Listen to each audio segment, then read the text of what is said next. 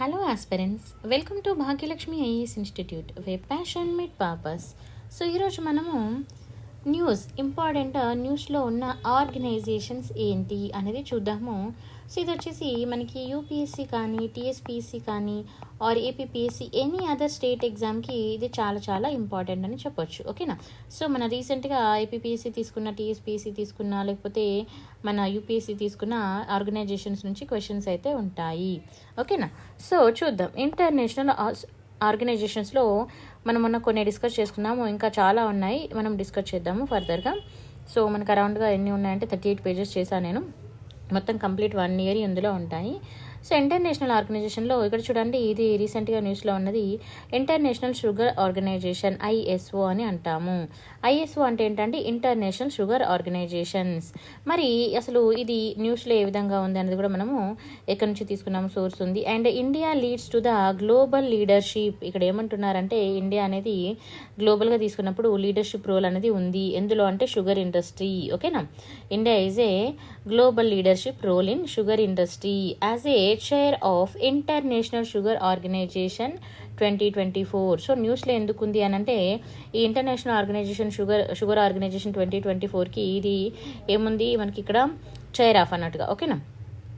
So మరి international organisation అంటున్నాం కదా, మరి ఇది ఏంటి, దీని గురించి మనం తీసుకుంటే ఇది వచ్చేసి ఇంటర్ గవర్నమెంటల్ ఆర్గనైజేషన్. ఓకేనా. Intergovernmental organisation based on what? Based on London. ఓకేనా. Based in London. అయితే మరి ఇది ఎప్పుడు ఎస్టాబ్లిష్ చేశారు ఏంటనేది చూసుకుంటే established by the International Sugar Agreement 1968లో ఎస్టాబ్లిష్ చేశారు ఇక్కడ అగ్రిమెంట్ ద్వారా. నెక్స్ట్ ఇట్ డిఫర్ ఫ్రమ్ అంటే మనము 1968 వర్షన్ తీసుకున్నప్పుడు ఇదే విధంగా అంటే అంతకుముందు కూడా మనకి ఒకటి గుర్తుపెట్టుకోండి, ఒకటి వచ్చింది అని అంటే దానికి ముందు లేదు అని కాదు, బట్ సర్కమ్స్టాన్సెస్ కానీ లేకపోతే దానిలో ఉన్న కానీ డిఫరెన్సెస్ అనేది ఉంటుంది. ఎందుకంటే ఎక్స్పోర్ట్ ఇంపోర్ట్ అనేది ఇట్స్ నాట్ ఏదో కొత్తగా వచ్చింది కాదు. ఓకేనా. So 1968 versions in regulating the sugar trade. అయితే ఇది ఏం చేస్తుందంటే రెగ్యులేట్ చేస్తుంది. And lack of power in price and setting and export Kotas. So ఆ ప్రైజెస్ కానీ వాటి యొక్క ఏ విధంగా ఉన్నాయి వాటన్నింటిలో ఇది కొంచెం ఎలా అనంటే ల్యాక్గా ఉన్నది అని చెప్తున్నారు. సో దాన్ని బట్టి ఇది కొంచెం ఏం చేసింది, రెగ్యులేషన్స్ చేసుకుంటూ డెవలప్ చేసుకుంటూ రావడము. Next focus on the promoting sugar trade. ఇంక ఇది ఏం చేసింది మనకి ఇక్కడ ఇప్పుడు ఫర్ ఎగ్జాంపుల్ ఒక ప్రైస్ పెరుగుతుంది అని అంటే మనకి ఏం కావాలండి, దాని ఉత్పత్తి అనేది తక్కువగా ఉంది, అవునా. సో మనం ఏం చేయాలి, దాన్ని ఇంక్రీజ్ చేసుకోవాలి. అప్పుడు ఏమవుతుంది మనకు ప్రైస్ తగ్గే ఛాన్స్. ఇప్పుడు ఎక్కువ పంట పండినప్పుడు ప్రైస్ ఎక్కువగా ఉంటుందా, తక్కువగా ఉంటుంది. తక్కువ పంట పండితే ఎక్కువగా ఉంటుంది. సో ఇంక్రీజ్ చేయడానికి ఫోకస్ చేయాలి. So focus on the promoting the sugar trade and consumption, sugar trade and consumption మీద ఫోకస్ చేయడం జరిగింది. తర్వాత మరి ఏం యాక్టివిటీస్ చేసిందంటే it's including the gathering and publishing the market information. మార్కెట్లో ఉన్న ఇన్ఫర్మేషన్ని గ్యాదర్ చేసి పబ్లిష్ చేయడము. తర్వాత research on new sugar users. అసలు షుగర్ యూజర్స్ ఏమున్నాయి, ఎందుకంటే ఇక్కడ షుగర్ యూజర్స్ అనేది తగ్గిపోయిందని చెప్తున్నారు.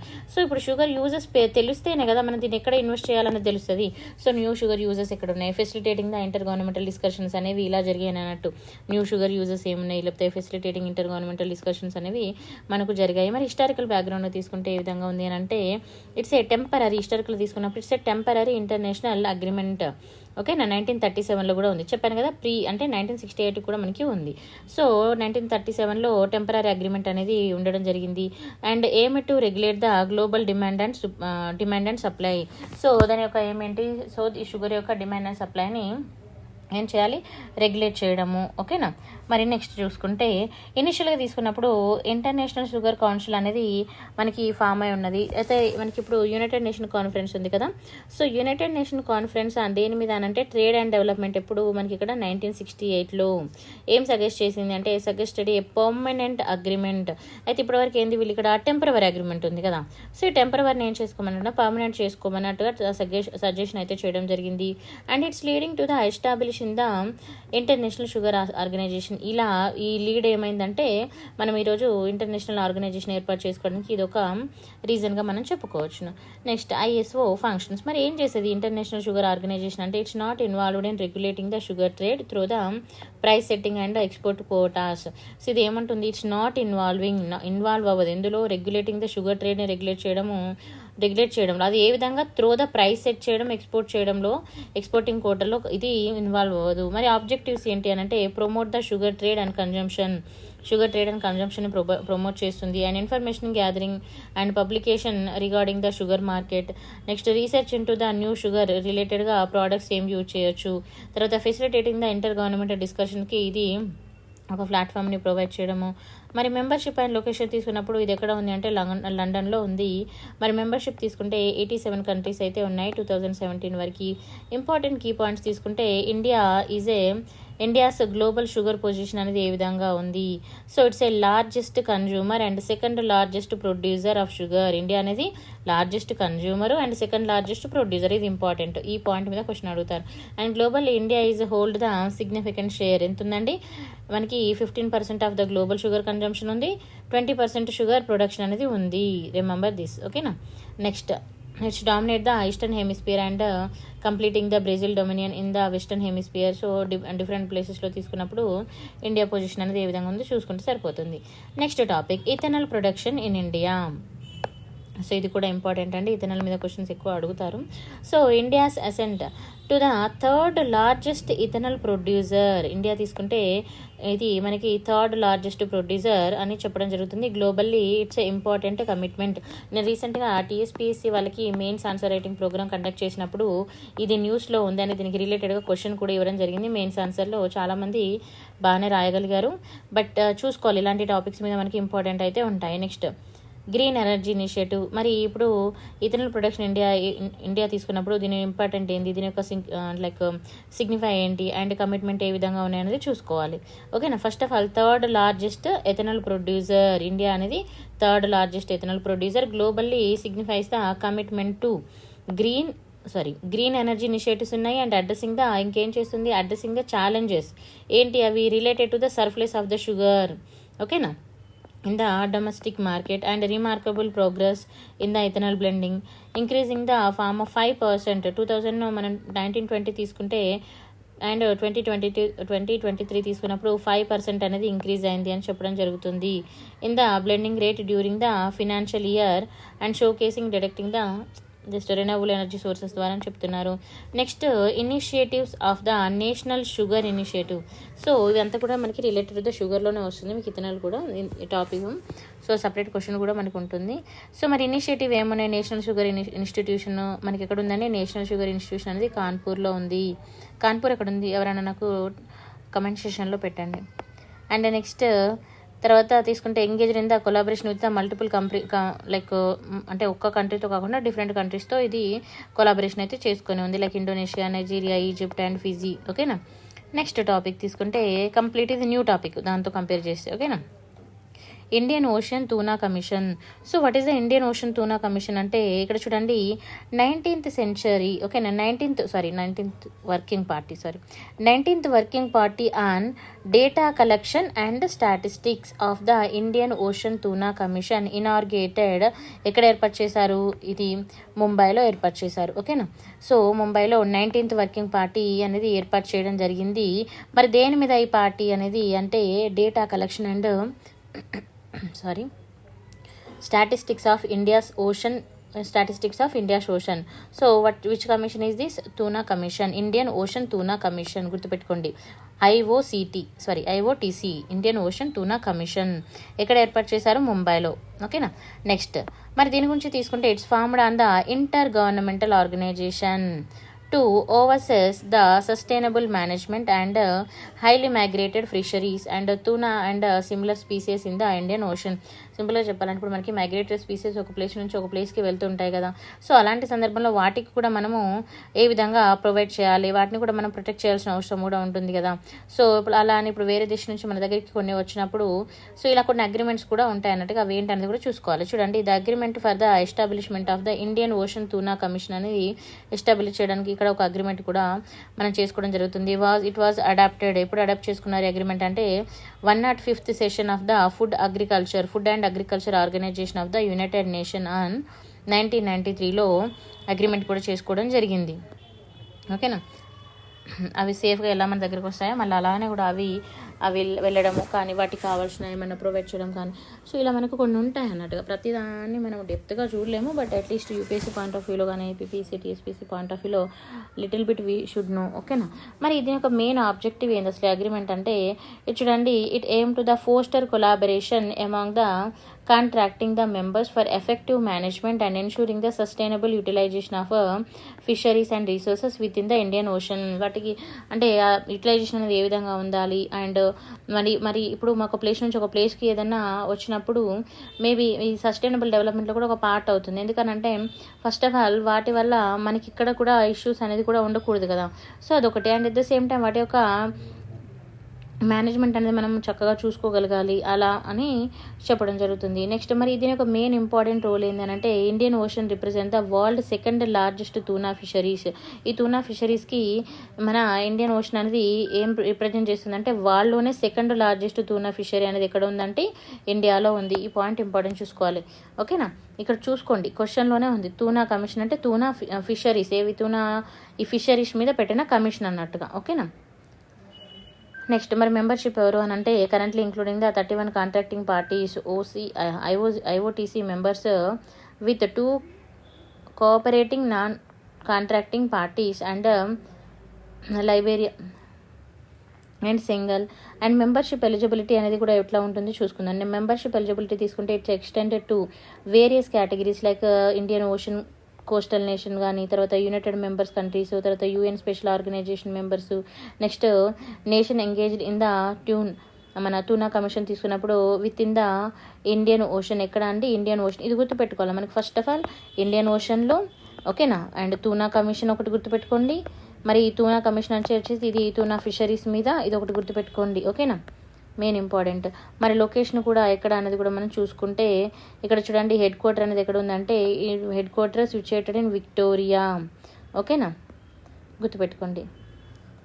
Next International Tropical timber council. So మనం మనందరికీ కొంచెం ఐడియా ఉంటుంది కదా. సో మరి టింబర్ కౌన్సిల్ గురించి తీసుకుంటే, ఇది వచ్చేసి ఇంటర్నేషనల్ ట్రాపికల్ టింబర్ కౌన్సిల్. ఇది ఎందుకు మరి న్యూస్లో ఉంది అని అంటే, ఇట్స్ కంక్లూడ్, ఇది మనకి న్యూస్లో ఉన్న topic. It concludes with the major decisions. So ఇది ఏంటంటే మేజర్ డెసిషన్స్ని కంక్లూడ్ చేసింది, ఇంక్లూడింగ్ ఇట్స్ ఎక్స్టెన్షన్. దాని ఎక్స్టెన్షన్కి రిలేటెడ్ కూడా ఇందులో ఇంక్లూడ్ చేసుకొని కొన్ని మేజర్ కంక్లూజన్స్ అయితే తీసుకున్నది. అదేంటో చూద్దాం. ఓకేనా. EU expresses the desire to join. EU ఏమనుకుంటుంది ఇక్కడ, ఎక్స్ప్రెస్ చేసింది, తను జాయిన్ అవ్వాలనుకుంటుంది. ఓకేనా. Desire to join effect on the conservation of the world forest. దానిలో వరల్డ్ కన్జర్వేషన్ ఫారెస్ట్లో ఇది లైక్ జాయిన్ అవ్వాలని దాని డిజైర్ని అయితే చూపించింది అన్నట్టుగా. So the 59th international Tropical timber council తీసుకున్నప్పుడు ఇది ఎక్కడ జరిగింది అంటే పట్టాయా, మనకు తెలుసు కదా, ఐ థింక్ ఇది థాయిలాండ్లో ఉంటుంది. ఓకేనా. And it is the governing body. ఓకేనా, it is the governing body of International Tropical Timber Organization which meets once a year. ఇది ఇంపార్టెంట్. ఇక్కడ క్వశ్చన్ ఎలా రేట్ చేస్తాడంటే, వన్స్ ఇయరా, ట్వైస్ ఇయరా, లేకపోతే ఇయర్లీ ట్వైసా, అలా మనకి మెన్షన్ చేస్తారు. ఈ 2 పాయింట్స్ ఇంపార్టెంట్. ఎందుకు వాళ్ళు మీట్ అయ్యారు అనేది ఒకటి, అండ్ అది ఎలా జరుగుద్ది అనేది. మరి దీని యొక్క మెయిన్ ఆబ్జెక్టివ్ తీసుకుంటే, it's promotes the sustainable tropical forest management. ఇది ఏం చేస్తుందండి, సస్టైనబుల్ ట్రాఫికల్ మేనేజ్మెంట్ని ప్రమోట్ చేస్తుంది. And trade of the sustainability produced tropical టింబర్ని ఇది ప్రొవైడ్ చేస్తుంది. And to develop the forest related పాలసీస్ని and approve the finance and field level ప్రాజెక్ట్ని అప్రూవ్ చేస్తుంది. నెక్స్ట్ మరి మెంబర్షిప్ తీసుకుంటే ఏ విధంగా ఉంది. It comprises the all the 75 ITTOS members అనేది ఇందులో ఉన్నారు.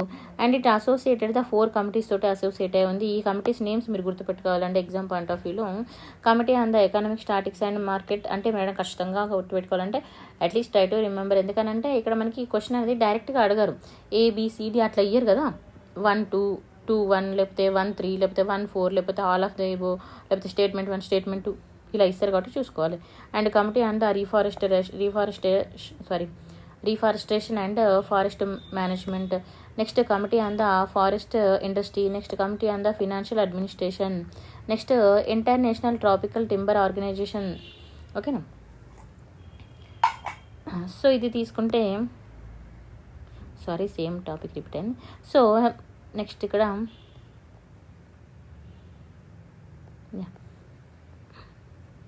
మెంబర్షిప్ అయిపోయింది కదా. సో మరి దీని ఇంకొంచెం రిలేటెడ్గా మనం మ్యాటర్ తీసుకున్నప్పుడు ఇక్కడ చూడండి, consist of the 75 members including the India and EU కూడా ఇక్కడ ఇంక్లూడ్ అయింది. ఇది గుర్తుపెట్టుకోండి, ఒకటి ఇంపార్టెంట్ పాయింట్. మరి మనకి ITTO మెంబర్షిప్ అనేది it represent the 90% of the global tropical timber trade అనేది and more than 80% of the world tropical forest అనేది ఇక్కడ రిప్రజెంట్ చేస్తుంది. దీని హెడ్ క్వార్టర్ అనేది ఎక్కడ ఉందండి? జపాన్లో ఉంది. ఇది ఒకటి చూసుకోండి సరిపోతుంది. Next, voice of global south summit, VOGSS, voice of global south summit. మరి ఇది న్యూస్లో ఎందుకు ఉంది అండ్ దీని గురించి ఎందుకు చూసుకోవాలంటే చూడండి, India host the second voice of global summit అనేది ఇన్ వర్చువల్ ఫార్మేట్. ఏ ఫార్మేట్లో అండి? ఇండియా అనేది ఎలా హోస్ట్ చేసింది? వర్చువల్ ఫార్మేట్లో హోస్ట్ చేసింది. అందుకే ఇది మనకి న్యూస్లో ఉంది. ఎప్పుడు? 2023. And having the inaugurated a global centre for excellence for the global south countries. So వీటిని ఏమంటాము? దక్షిణ అని అంటాము. Remember this point is very important to understand and remember also. And the term global summit, ఇప్పుడు global summit అన్నాం కదా, మరి global south. So the term global South is not a geographical and it refer to the development and less developed countries of the world. మరి global south అంటే ఇప్పుడు మన south part వస్తుంది కదా, మరి ఇది ఓన్లీ జాగ్రఫికల్గానే రిప్రజెంట్ చేస్తుందా అని అంటే సౌత్ అనేది నాట్ ఓన్లీ జాగ్రఫికల్గా, ఓకేనా, బట్ ఆల్సో డెవలపింగ్ కంట్రీస్ ఉన్నాయి అండ్ డెవలప్డ్ కంట్రీస్ కూడా ఉన్నాయి, లెస్ డెవలప్డ్ కంట్రీస్ ఉన్నాయి అన్నట్టుగా. బాగా డెవలప్ అయిన కంట్రీస్ తక్కువగా ఉన్నాయి అన్నట్టుగా. సో లెస్ డెవలప్డ్ కంట్రీస్ని కూడా ఇది రిప్రజెంట్ చేస్తుంది అన్నారు. And it has the first used in 1916 and political activist ఎవరండి? కాల్ యూజ్ చేయడం జరిగింది. Next, India launch the first